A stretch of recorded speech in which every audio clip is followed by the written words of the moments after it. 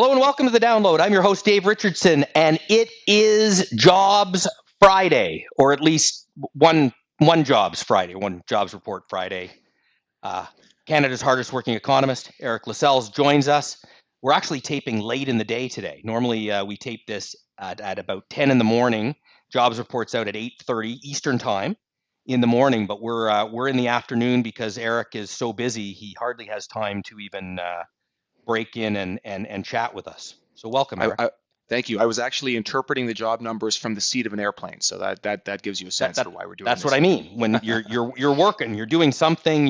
And some people just get on the airplane, sit back, relax, throw the headphones on, maybe watch some entertainment on board, and they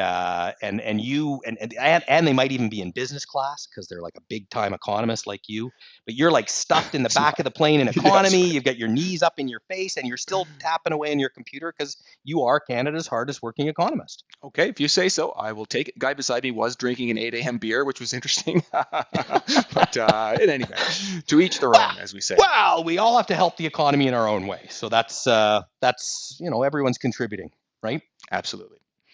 And the other thing, we were just chatting before you've got some big news on your son. Oh, gee. Well, I mean, maybe not full on yet, but I will just say he's had a great deal of baseball success. He's a baseball player. Both my Yeah. kids are actually, and so he was very lucky to be named to the national junior baseball team, which is pretty cool. Wow. So he's really excited about that. And it's been a busy late summer and early fall of looking at U.S. colleges and that kind of story. And so we think we're Yeah. narrowing things down, and it seems to be a high academic path, but I guess to be determined beyond that. But it's been pretty darn exciting for him, and he's been traveling all over the place. Which again, just for people, we've got lots of people joining and subscribing all the times. We're growing still, Eric. You probably don't know. And by the way, if you haven't clicked subscribe, please subscribe to the podcast on iTunes or Spotify or Apple Podcast, wherever you get your podcasts, I believe is the expression people use.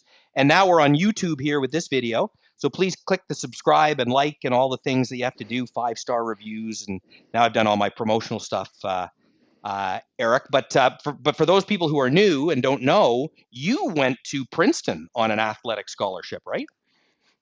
Well, one of those two statements is correct. So I did go to Princeton. I did run. I will tell you that anyone who claims to have gone to an Ivy League school on an athletic scholarship, at least in the last 50 years, is either fibbing slightly or simplifying the truth a little bit, which is to say they're needs based. So if you come from a middle class family, as I did, then you do get a lot of money. It's pretty great, but it wasn't because I was better than the runner beside me. It was we were all good enough to be there, and they made the funding work. But yeah, you're right. I did run Ah, there and I did study there, and it was pretty great. I had a well, wonderful that's time, and so I recommend it if anyone has that option. so. Imagine your boys are great athletes and great students and hardworking like you, and so that's great. Although no money under the table at Princeton, none? That's right. Yeah, no, there No, was no, no money no, under the no, table. just no, just No, diplomas under the table. the That's opposite was I was working in the cafeteria and the library, making the necessary amount of money to make that all fit together. Okay, so in the process of building your credibility for the listeners, we've eroded mine. Let's get to the jobs report. Jobs report, Okay. because we're well, actually, we're just kind of we're keeping the suspense up because we're hiding the good news, right? Good news on the jobs report. That's right. Yeah, gosh. I mean, Yeah, we've spent years at this point in time sort of fretting over mostly. yeah, Actually, I guess they were good for quite a while, but we've been fretting over the risk of bad job reports. And yeah. then for a month or two recently, we have had some underwhelming job reports. And so do keep that in mind. So here we are. You've hinted at this, Dave. We got a good one. Let's appreciate that one good number does not fully negate a couple of iffy ones, and so we can't say suddenly that it's rocket ships ahead. But 254,000 new jobs created in the month of September is a pretty big number. That was a good Yeah. 100,000 beyond the consensus, and a good chunk beyond what we'd seen actually over the last few months. And in recent months we'd had numbers, and then they'd been kind of undermined by the fact that there were negative revisions to the Yeah. prior 2 months, and that wasn't the story. For the first time in quite a while, I think actually we had positive revisions. So an extra Yeah. 72,000 jobs were discovered from the prior 2 months, and so actually rendered those a little bit less weak as well. So it was strong.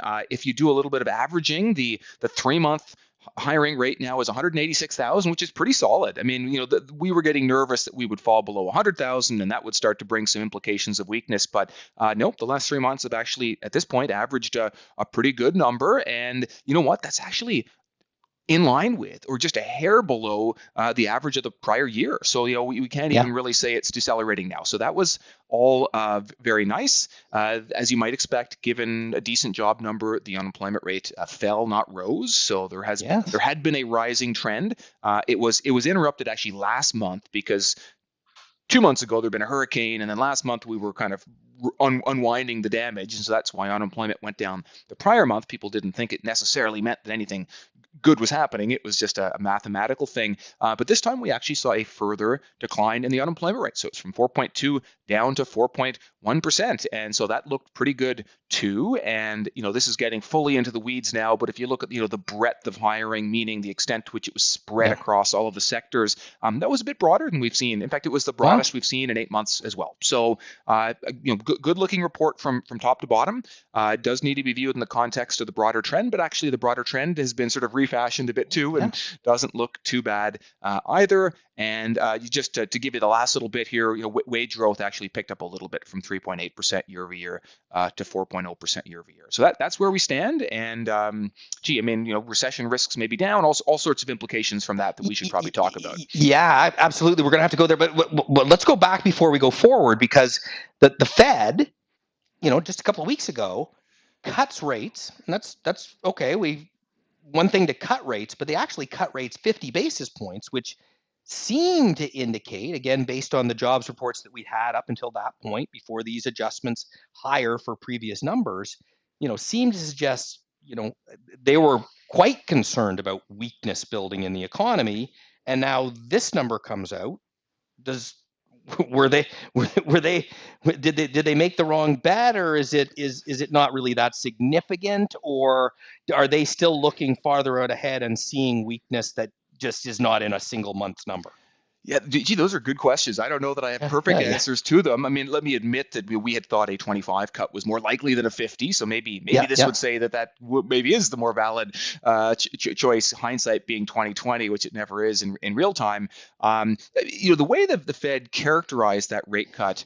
So our fear was if they'd done a 50, and they did a 50, but our fear before that was that maybe there'd be a bit of, it would smack of panic, and the view would be, the Fed's nervous here and they don't like the economic weakness and they're going hard to try to stop that. And they did communicate really very effectively. And the way they described it as, first of all, we're off to a good start. And so the Yeah, idea being like, not that we're, it's preordained that it's lots and lots of 50s to come, but it was, a good brisk beginning. And furthermore, they described it more or less, this is my paraphrasing, but as, celebrating the decline in inflation as opposed to, fretting over the deceleration in growth. And so they certainly yeah. painted it in very positive light. The market just ate that up, and so the Oh, market yeah. celebrated for sure. And so I should be clear here. I mean, you can debate 50 and 25 and it gets heated and so on, but the reality is, okay, the debate was, should the Fed funds rate be 5% or 5.25%? And the answer is that's not that different. And no model will tell you one's a genius move and one's the worst decision in the history of the world. And so I would just say, they chose to move fairly briskly at the beginning. They've been pretty clear that it's not at all certain that they keep going that fast. I think it's reasonable to assume that they will go maybe at 25 basis point increments from here. And actually, just to that effect, I was looking at what the market pricing was. Yeah. And as of yesterday, the market priced in a 2 and 3 chance that there would be another 50 basis point cut somewhere out there this fall, either the October Yeah. or the December. And the other one would be a 25. So 125, 150, that was kind of the default thinking.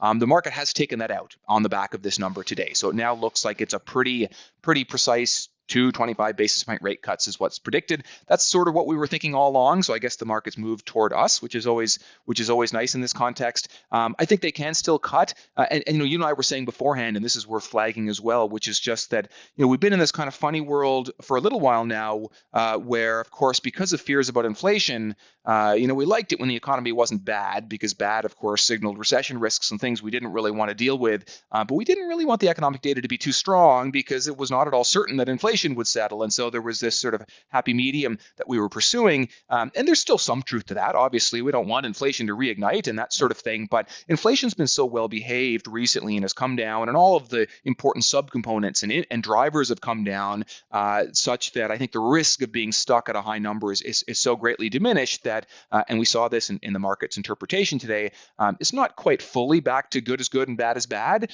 because of course you don't want overwhelmingly strong data that does overheat things. But this was one of these situations in which we got a outright good piece of economic data, and the stock market rallied. So the stock market says this is good for the economy, which I think is fair. And the bond market, of course, sold off because it does suggest a little bit less rate cutting, perhaps. Though I think it's more maybe taming some of the over enthusiasm that was previously priced in. But you're not seeing people suddenly fretting greatly about inflation, and so that's actually a pretty good place to be right now. Yeah, the dismal science that we both studied in university that we've been talking about, it always feels better, even for those of us involved in the dismal science, when people are getting jobs and the stock market responds positively to that instead of having higher unemployment and the market responds positively to that. It's nice when things are aligned more on a values basis, kind of. That we can Exactly. cheer on the good economy and everything works out well. That's right, for sure. And we think a sustainable U.S. unemployment rate is somewhere between 4 and 4.5. We are right in that range, and so when we get Yeah. a decent-looking number like this, we can feel good about it, and we don't need to be too concerned that we are in overheating mode already. You stitch together a whole whack of these and do it for a year, and we Yeah. maybe need to be a bit nervous again about the economy being unsustainably strong, but that's just not where we are right now. I will say, just stepping back and thinking labor market, we did get that recession signal out of the labor market, right? The unemployment rate went up by enough that historically you tend to get recessions. My rebuttal, and we're feeling okay about the growth outlook at this point. My rebuttal would be partially that we have a lot of other recession signals that aren't saying yes right now, and so it's not all about the labor market. And part is that some of the prior, so this is going to confuse people. Unemployment went down today, but some of the prior increase in unemployment was due to more people looking for work as opposed to people Yes. losing their jobs. And not to say that it doesn't matter if someone's unemployed who's newly looking for work, but it's a bit more benign or a bit less malignant than when companies are actively laying off, and they're just not in a big way. So we're watching the labor market closely and feeling pretty good about today. The broader story though is you've also got a household survey. It was actually quite strong, Dave. It's so choppy. You don't want to read Yeah. too much Yes. into it, but it was Yes. up 430,000 jobs this time. Oh. There had been Okay. a couple negatives, you might recall, a few months ago, so it Mm-hmm. does swing. The ADP survey, which is it's actually, I believe this was true a few years ago at least, it's actually a bigger sample size than the Yes. payroll number, but it's conducted by the private sector, and it may not be as perfectly stratified and sampled and so on, such that no one thinks it's more important. But the ADP held together. It was like a solid number, I guess, is the way to view it. And jobless claims, which is the weekly metric that we get a really fresh read on, I guess it was up a hair this week, but the broad trend has been it's been trending actually down, not up. And so this is a variable where down is good. So overall, we see a labor market that's holding together. It's certainly not as strong or as hot as it was, and you can see that with lower job openings and lower quit rates and things. But overall, there's a fighting chance. More than a fighting chance, this soft landing gets achieved. I'll just say, I say fighting chance because historically labor markets do get really slippery when they've softened a little bit, and we are very Yeah. tentatively seeing something that looks like maybe it is starting to stabilize in a 4 point something% unemployment rate, which is exactly what we're hoping happens. Let me warn you, Dave, we are going to talk through these, I'm sure, no doubt, and maybe you'll have to remind me about all this in a month, but do be warned, this might be, some people are saying, and I think rightly, this could be the last clean job number for a while because they've had this big devastating hurricane in the U.S. Yes. Southeast, and so that is likely to distort the numbers. And of course, you get a distortion downward initially, and then you get a kind of distortion upward after that, and you're suddenly it's January 1st, and you're for the first time looking at a number that you can kind of fully understand. And so there's going to be a lot of weight put in these numbers because we don't know as much about the next few rounds. I do want to go to the hurricane and the impact of the hurricane, even beyond jobs numbers, but just from an economic standpoint, because it's important to go back and review that on an ongoing basis and be aware of how these events impact the economy, short term, long term. But I did want to talk about on the unemployment front. We have touched on this a bit, maybe not gone into the kind of depth we should have. So let's try it today, which is the elevated levels of immigration that you see in both Canada and the U.S. Mm-hmm. and the impact that has on the number of jobs that the economy needs to produce, Mm-hmm. right? Because again, you've got more people and more people working age who are coming into the economy, need jobs, want jobs, are going to get jobs, and then how that impacts the movement of the unemployment rate, and then with that, as you're looking at it just as an economist, what is the most important number that you're looking at to kind of see through the noise of just more than normal a number of people Yep. coming into each of these economies? Yep. Okay. Great questions, all, and indeed, to varying degrees, immigration's been higher, and Yeah, it's been in some ways less well understood because it's been through unusual channels. In the U.S., it's just undocumented immigrants who yeah, aren't tracked all that well. The Canadian story, which we're not focused on here, but it's been temporary workers and students working and things like this, which again isn't sort of the traditional even immigration channel. But the point is, just the numbers have been higher than normal, and it's particularly not well appreciated in the U.S. But it's been a few million more people a year are coming in than normal, and that does move the needle. And I guess the way to think about it is, if there was no immigration, the U.S. economy would not need more than 100,000 jobs a month to keep pace. In fact, it would yeah, even be a bit less than that, probably. Now, there's yeah. always been some immigration, and so that's not fair. I mean, Sure. the question is, there's been a bump in recent years, and so maybe 100,000 or a little more would be your steady state under normal circumstances. But when you have a couple million extra people coming in, and you're averaging that over a 12-month period, you do need an extra potentially 100 or 200,000 jobs to keep pace. And that's kind of been the story here, Yeah. which is, the hiring really hasn't dipped in any material way below 100,000 a month. You'd think that at all points unemployment would be low, and if anything, even declining, especially on the back of Sure. big numbers like this or what was achieved in recent years. But the strong immigration numbers have meant that you do need to just generate more hiring to keep pace. So that's sort of the main story, I guess. I guess secondarily, though, just it's pretty far from the heart of the pandemic at this point in time. But there was some gradual rebounding of the Yeah. labor force participation rate, even among Americans who've lived here for a very long time. And so there's been a little bit of that as well in terms of people coming in. And so I guess the question is, so how do we deal with this? And so first of all, we think that the rate of immigration in both countries is going to slow. So it's not a forever phenomenon. We're going to lose some of these unusual forces over time, and it's already very clearly slowing in the U.S. And both presidential candidates are talking about certain measures of control that would suggest some further deceleration. So it's not a forever thing. In the meantime, though, I guess we're just putting a little more weight on the employment rate instead of the unemployment rate. And I know that sounds like it should be a one minus the other is the one sort of Yes. thing. And Yes. it's not quite, though. The employment rate is literally the fraction of the working age population who are working. The Yes. unemployment rate is not the fraction of the working age population that's not working. It's the fraction who want to work who aren't. So it's Yes. a little bit different. But the basic idea is we're literally just looking what fraction of the population is working. And we've seen some small decline. So it is to say the labor market isn't quite what it was as of a year or two ago. But it's been much less significant. And indeed, we talk all the time about that SOM rule and the extent to which it's triggered for recessions and so on. And it's a little bit dangerous to say, hey, the SOM rule triggered. I don't like that. Now let me introduce my new SOM rule. So let's be a little bit careful about that kind of thinking. But I Yeah. will say, if you do one that sort of adjusts for the immigration and focuses on that employment rate, it hasn't yet triggered its recession signal. And I shouldn't use the word yet. It hasn't. Is the statement. It hasn't. And I was talking to a group of investors the other night, a big group of investors, and I was just talking about that in terms of as we're watching, because once the Fed starts to cut rates, it is a very clear signal that the economy is slowing, and we've known that for a while. And then what we're really looking is over the next few months, and 3 or 4 months, and you can jump in with the with what number you would look at. But over the next 3 or 4 months, we want to see some solidifying of the employment market, right? Once you start to cut rates, the confirmation that you're not going to have a recession is that the employment starts to pick up.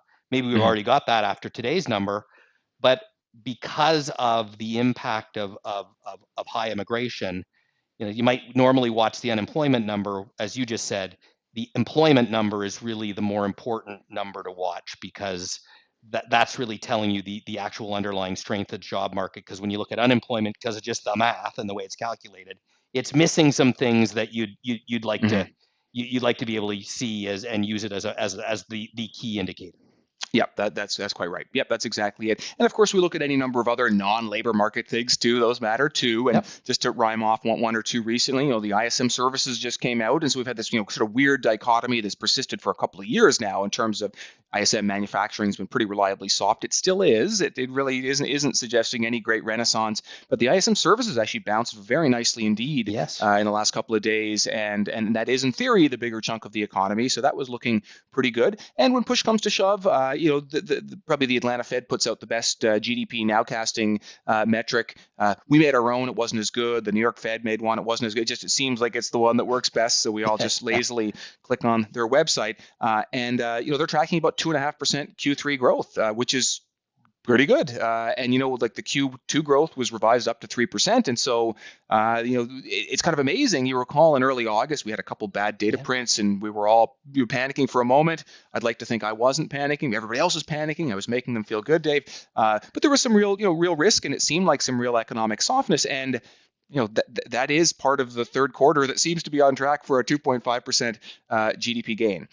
One interesting question that I've seen some posit that hiring could pick up further post-election. Maybe companies are holding back, waiting to see what happens. I don't totally know if that's the case. I wouldn't say there's an overwhelming historical pattern of that. It's possible. Probably more possible is just that we've seen central banks cut rates, including the Fed. We're seeing other rate cut expectations in place such that there's been a material easing of financial conditions. And so for the moment, I'm assuming that economic growth is okay, but nothing special through the middle of next year, and then starts to pick up more palpably. But there is a scenario it gets going even sooner than that. That's possible. Wow, you teed up my next tease as the host of the podcast. Join us for Eric Lascelles' election preview and jobs report edition, November 1st, because there's another jobs report out before the election, which comes out on November 1st. So we'll be doing this. We'll be taping this episode just in front of the election, and at that point, and well, actually, I shouldn't even say that because it's highly unlikely. This is a coin toss almost. It's highly unlikely that something's going to move the needle that much where we'll have any idea, even more so than today, where that's going to play out, because it's 7 states and 100,000 votes either way, and it's to determine the president, and so it'll be hard to make a prediction. But we can maybe get into the impact that we expect, because we'll be much clearer, or a little bit clearer anyways, on policy and the way markets might react to the election at that point. Yeah, Dave, by one political comment, and this is very apolitical for a political comment.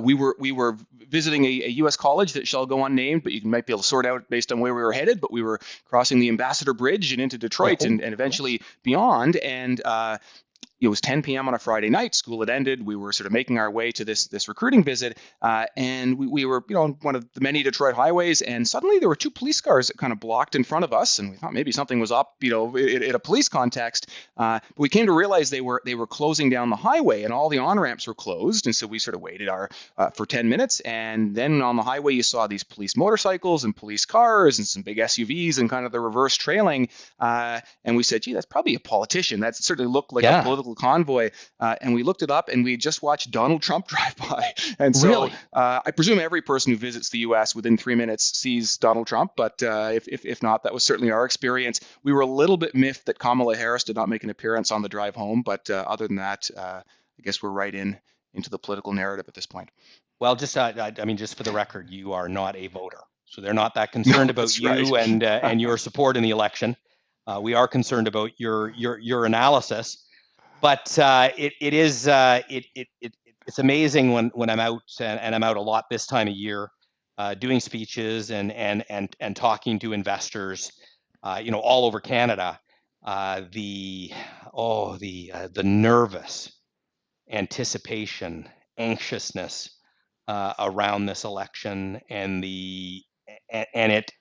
I think what we'll get to, and we'll come back to this in more detail. We'll have more time on November 1st, but from an economic perspective and market perspective, there could be a little bit of noise in the short term, but ultimately things just kind of carry on either way.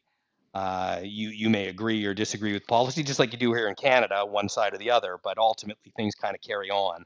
I should also say, from a political standpoint, because we try to stay apolitical as much as possible and just look at the data and look at the numbers and see how it impacts markets. But the one thing I always want to say is, when we start talking about immigration, that immigration on the whole, and immigration has been higher in recent years for a number of reasons on either side of the border.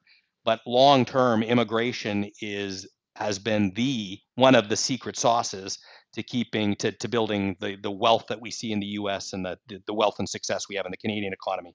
So immigration ultimately always, when it gets to a high level, it can create some adjustments and some shocks in the system, but it ultimately ends up being a fantastic thing for everyone. Yeah, that's right. I mean, we've been clear that this is indigestion to the extent there are some distortions that have resulted. It's not a permanent condition, nor is immigration likely to remain this white hot indefinitely. It makes sense at a more moderate pace.